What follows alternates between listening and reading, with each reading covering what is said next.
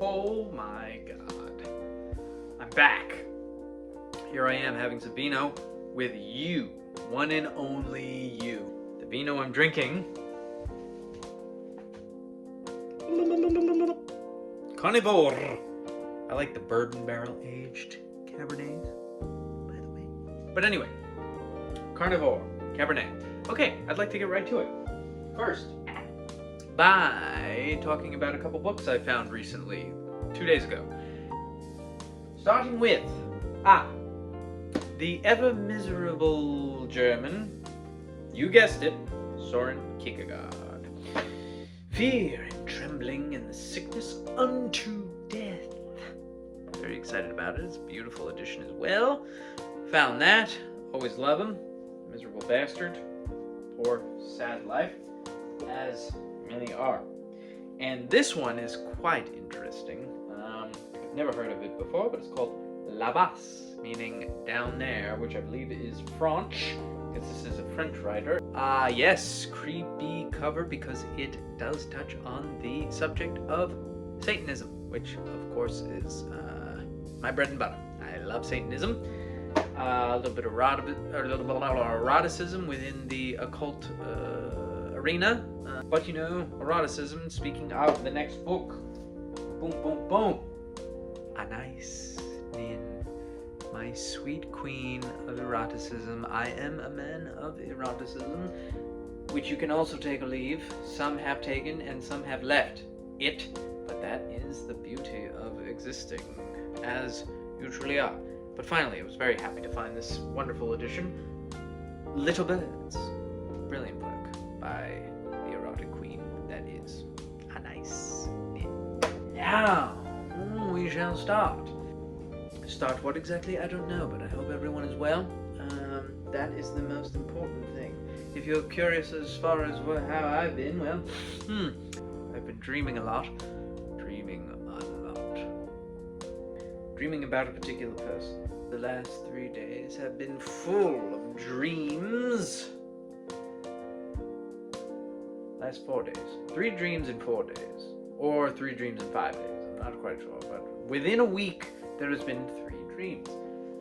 I am not one of these people who vividly remember all of their dreams as soon as they wake up. I'm actually the opposite, where as soon as I wake up, it seems as though all the dreams just vanish from my mind and they become less of photographic images and more feelings that guide the sort of remembering of the images. So, what I remember, the feelings that I remember, was typical loneliness, but I do remember some images. The first night, the first dream, it seems that I was walking on a suburban sidewalk in a line full of other children. It seemed like we were all perhaps adults acting like children, in the sense that we were all on a field trip. You know how that is, like the school field trip, where we're all in a line and we're going somewhere. We don't know where we're going, so we're just wandering along. And we were wandering within this suburb. It was just a suburb.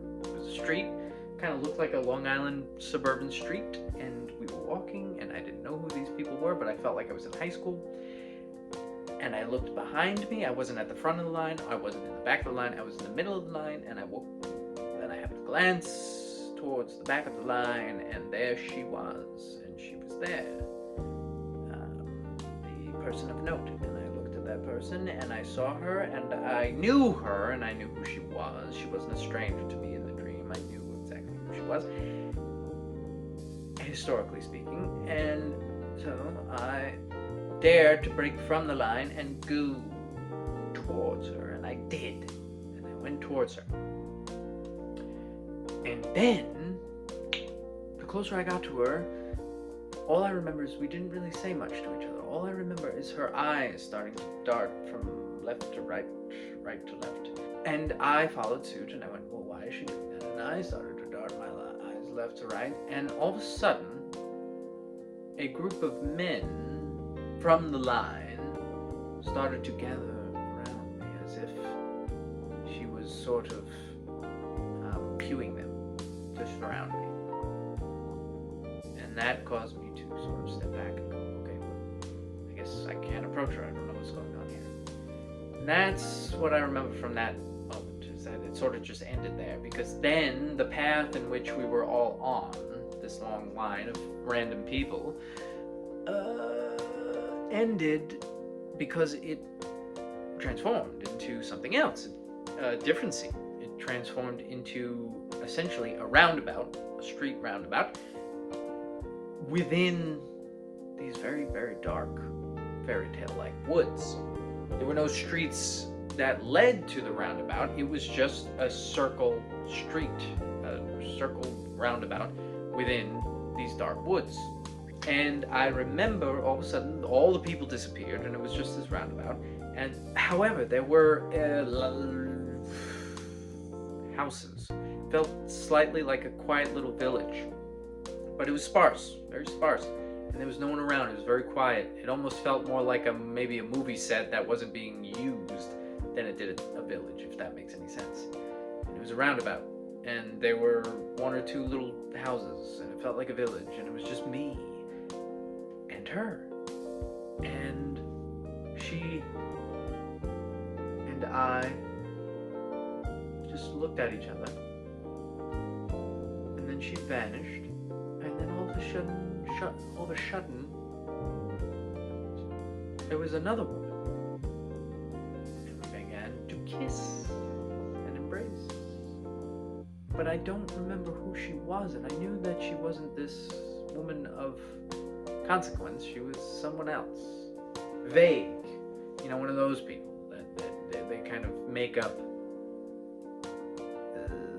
this, I don't know, they really are dream people because they remind you of several people, and they could be anyone, and thus making them sort of vague, as opposed to a sort of, that was obviously that person in my life. Anyway, so it was that person, and we kissed and we embraced, and then I let go of her, and then I turned, and on one of these structures, houses, villages, village houses, whatever, I'm not quite sure what it was. At the top of it, I looked up, and there was an owl. But it wasn't a real owl, it was a mechanical owl. However it was made, whatever materials it was made of, it was sort of very smooth. It was like a steel smooth owl. And it didn't have a scary look, it kind of had a cartoonish look, but not humorous. It was just sort of like, why does it look that way? Why is it sort of like caricature-esque, strange, but it was also glowing. It was glowing yellow. It was like a golden, metallic, larger than a normal owl. Circular, cartoonish, no jagged edges, more just round. The head was round, the eyes were quite round, the body was quite round. It was very smooth, and it was at the top of the building, and I remember looking at it, and it looked at me, and I looked at it, and it sort of just moved its head. I don't really remember much after that. That was the second dream, which I just realized. The first dream, I saw the woman of consequence, of circumstance, of impact. I just was in a crowd, like a performance, like a show, more of like a rock show sort of thing. How would you say, public admission? What do they call it? No, general admission. I was in the general admission area.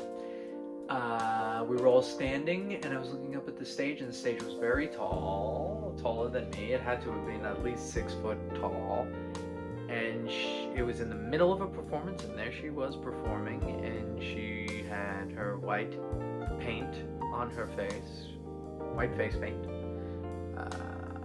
She was in stockings and heels, and she had a hat on, and she was doing this choreographed dance, and she was kicking her legs up, one of her heels flies off and lands right in front of her, and she just kept going, and she was dancing, and she said, da da da da da da.